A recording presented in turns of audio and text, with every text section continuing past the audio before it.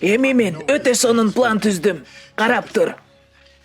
Алгач биз экөөбүз бул банкка жумушка киребиз. Кандай жумуш экени маанилүү эмес, ал жака кирсек эле болду, түшүндүңбү? Анан биз ал жака күнүгө каттайбыз, өз жумушубузду кылабыз. Алардын ишенимине киргенге чейин ушундай кылабыз. Түшүнүктүү.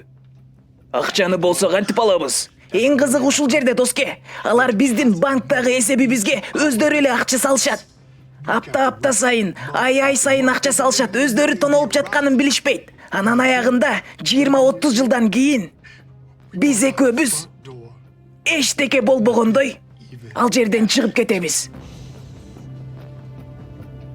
Сигейн, бул деген кадимки айлыкка иштеген жумуш деп аталат.